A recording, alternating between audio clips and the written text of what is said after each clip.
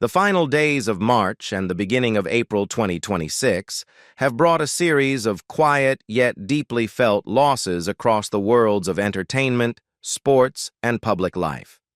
From familiar faces on screen to influential figures behind the scenes, each left behind a legacy that won't be forgotten. Today, we take a moment to remember and honor those who have recently passed. And if their stories matter to you, consider subscribing and sharing to keep their memories alive. Fred Curry, known to wrestling fans as Flying Fred Curry, passed away on April 3, 2026 at the age of 82. Standing 5 feet 11 inches, 180 centimeters, he was one of the earliest high flyers in professional wrestling, famed for his rapid-fire dropkicks and fan-favorite style.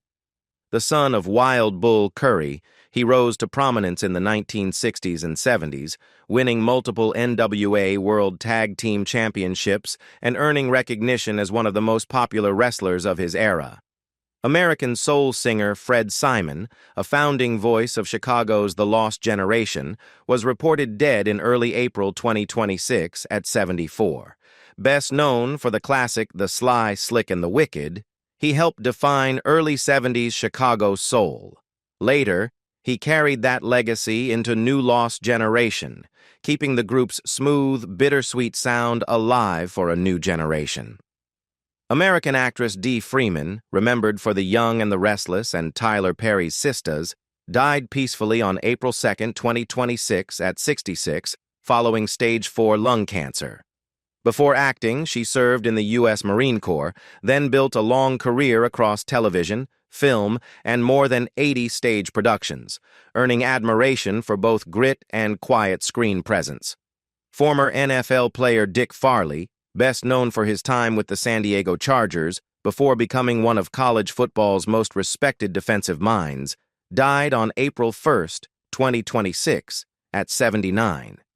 He later helped build elite defenses at Wisconsin and San Diego State, earning lasting respect for his toughness, football intelligence, and decades of influence on the game. Welsh actor Laurie Webb, best known to classic TV audiences for Doctor Who, Paul Temple, and Doomwatch, was remembered this week after his death on March 29, 2026, at 101. With a screen career dating back to the 1950s, he became a familiar face across British television and, in later years, one of the oldest surviving actors linked to the Doctor Who universe. Brazilian influencer Rita Ephraim, best known for documenting her fight with a rare auto-inflammatory disease, died on March 26, 2026 at just 31. With more than 300,000 followers, she turned years of pain, treatment, and faith into a source of comfort for others living with chronic illness. Legendary session drummer James Gadson, best known for laying down the groove on classics like Bill Withers' Use Me and Marvin Gaye's I Want You, died on April 2, 2026 at 86. One of the most recorded drummers in soul and R&B history, he helped shape the sound of artists from Diana Ross to the Jackson 5, leaving behind a rhythm that still lives in American music. American actress Mary Beth Hurt, best known for The World according to Garp, Interiors, and decades of acclaimed stage work, died on March 28, 2026 at 79 after a long battle with Alzheimer's disease. A 3-time Tony nominee, she built a career on intelligence, restraint, and emotional precision. Former Major League pitcher Bob Dulieba, best known for his years with the St. Louis Cardinals and Los Angeles Angels, died on April 4, 2026 at 91. A dependable reliever across 7 MLB seasons, he later devoted himself to coaching, helping shape younger players long after his own playing days were over. A quieter legacy, but one that lasted just as long. Former South Dakota State Senator Karen Munster, best known for her years in public service and civic leadership, was remembered after her death on April 3, 2026, at 83, following Alzheimer's disease.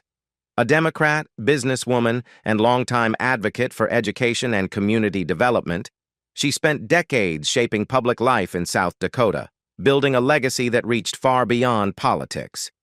Hardcore guitarist Bo Luders, best known as a founding member of Harm's Way and co-host of the Hardlore podcast, was gone far too soon on April 2, 2026, at just 38. For fans of modern heavy music, he was more than a musician. He was part of the scene's emotional center. Legendary recording engineer and producer Don Landy, best known as the sonic architect behind Van Halen's classic sound, died on April 5, 2026 at 79.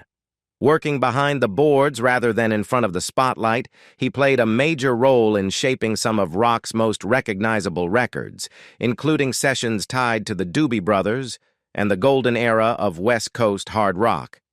Doo-wop singer Walt Maddox, best known as a member of the Marcells, the group behind the timeless hit Blue Moon, was remembered after his death on March 30, 2026 at 88.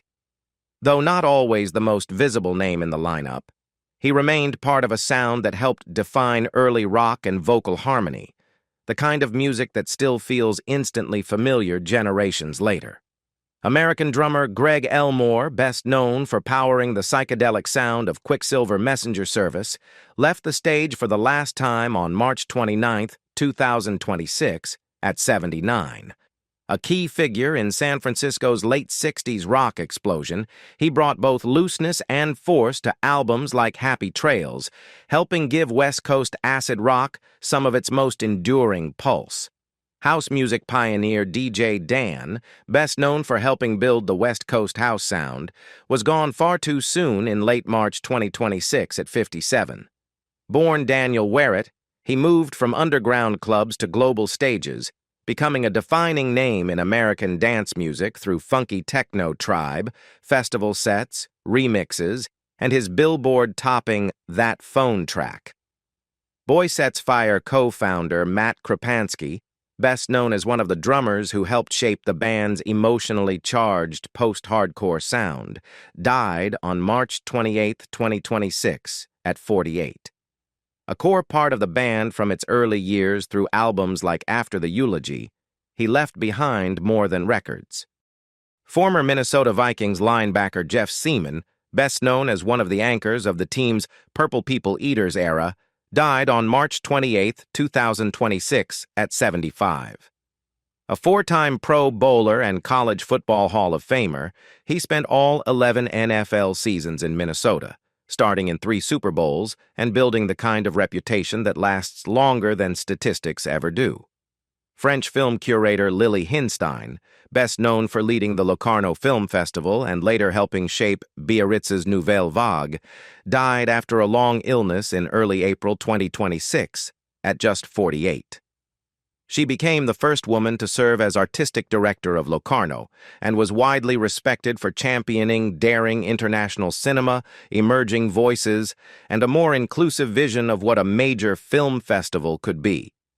TikTok creator Marquet the Goat, best known for his comedy videos and high-energy online presence, died on November 26, 2025, at just 24. His real name was Marquet Collins. With millions of followers and a style that felt loose, funny, and unfiltered, he built the kind of internet fame that felt personal to the people watching. Filipino drag artist Misua, best known as a contestant set to appear on Drag Race Philippines Season 4, died in her sleep on the morning of April 2, 2026, at 27. Known off-stage as Jason Elvie Tai, she was already respected in the local drag scene for her artistry, performance style, and rising presence. A career that was only beginning to widen when it was suddenly cut short. Australian reality TV personality Conrad Bian-Steven, best known for The Bachelorette Australia and later The Challenge Australia, died in Melbourne on March 30, 2026, at 35. Before television, he worked as a carpenter, and what made him memorable on screen wasn't just his looks or charm. It was a kind of warmth that made him feel more grounded than manufactured, which is rare in reality TV. Florida politician Nancy Meatire Bowen, best known as the vice mayor of Coral Springs and a rising voice in Haitian-American civic leadership, was found dead on April 1, 2026, at 38. Authorities said her death is being investigated as a domestic violence homicide, with her husband later charged. The city's first Black and Haitian American female commissioner, she had built a fast-growing public career rooted in environmental justice, community advocacy, and the belief that local leadership could still change lives. Veteran cinematographer James Pergola, best known for helping define the sun-drenched visual style of Baywatch, died of natural causes on February 23, 2026, in Naples, Florida, at 93. He served as director of photography on the show's first 8 seasons and also worked as a producer, while his long film resume stretched from Caddyshack to Police Academy 5. German filmmaker and writer Alexander Klug, best known as one of the founding minds behind New German Cinema, died in Munich on March 25, 2026, at 94. A novelist, theorist, and director of landmark films like Yesterday Girl and Artists Under the Big Top. Perplexed, he spent decades reshaping post-war European culture through film, literature, and television. Grateful Dead co-founder Bob Weir, best known as the rhythm guitarist and voice behind songs like Sugar Magnolia and Truckin', died on January 10, 2026, at 78, following underlying pulmonary complications after surviving cancer diagnosed the previous summer. A central figure in American counterculture, he helped turn the Dead into more than a band, a movement built on improvisation, community, and music that never stayed the same twice. American actor Demond Wilson, best known as Lamont Sanford on the classic sitcom Sanford and Son, died on April 2, 2026, at 78. Rising to fame in the 1970s alongside Redd Foxx, he later stepped away from Hollywood to become a minister and author, building a second life far from television. American actor Bud Cort, best known for his unforgettable role in Harold and Maude, died on February 11, 2026, at 77, after a prolonged illness. A defining face of 1970s counterculture cinema, he brought a strange mix of vulnerability and dark humor to his work, later appearing in films like Brewster McCloud and Dogma, performances that never followed the mainstream but never needed to.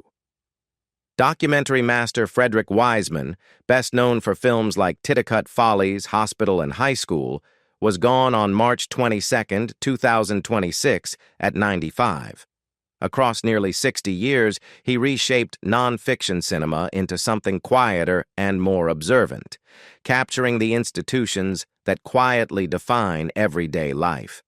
An honorary Academy Award recipient, he leaves behind one of the most influential bodies of work in documentary history. American actor Tom Noonan, best known for Manhunter, Heat, and The Monster Squad, died at 74 on February 14, 2026. Towering and unsettling on screen, he built a career around characters that felt dangerous, fragile, or both. Off-camera, he was also a respected writer and director, the kind of artist whose influence ran deeper than the roles alone. Grey's Anatomy and Euphoria star Eric Dane, known worldwide as Dr. Mark Sloan, McSteamy, lost his battle with ALS on February 19, 2026, at 53. Even after going public with his diagnosis, he kept working, completing what would become one of his final performances. For many viewers, he wasn't just a character on screen. He was part of a chapter of life they still remember. Hockey Hall of Famer Bob Pulford, a key figure in the Toronto Maple Leafs' 4 Stanley Cup wins, died at 89 on January 5, 2026. From hard-nosed forward to coach and executive, he spent decades shaping the NHL from every angle. For those who followed the game closely, his name never really left it. And this week is not only marked by recent loss, it also brings back the memory of legendary names whose deaths are still felt years later, from beloved entertainers to historic figures whose impact never truly faded. This week also marks the anniversary of the death of Mickey Rooney, one of old Hollywood's most recognizable stars, who left us on April 6, 2014, at 93. Best known for the Andy Hardy films, Boys Town, and a career that stretched from silent-era shorts to Broadway and television, Rooney was once Hollywood's top box office draw and one of MGM's defining faces. His style was restless, fast, funny, and deeply human, the kind of performer who could play mischief, heartbreak, and showmanship all in the same breath. Merle Haggard is also remembered this week, as April 6th marks the day country music lost one of its most enduring voices. He was 79 when complications from pneumonia took him in 2016, closing the life of a man who helped define the Bakersfield sound and gave country music some of its most lasting songs, including Mama Tried and Okie from Muskogee.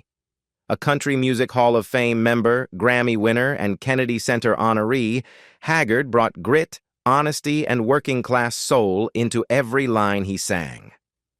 April 9th also brings back the memory of Prince Philip, Duke of Edinburgh, who died in 2021 at 99. Husband to Queen Elizabeth II for more than 7 decades, he became known for his duty, blunt wit, and global service, especially through the Duke of Edinburgh's award, which shaped millions of young lives worldwide. Gilbert Gottfried is remembered this week as well, after his death on April 12, 2022, at 67.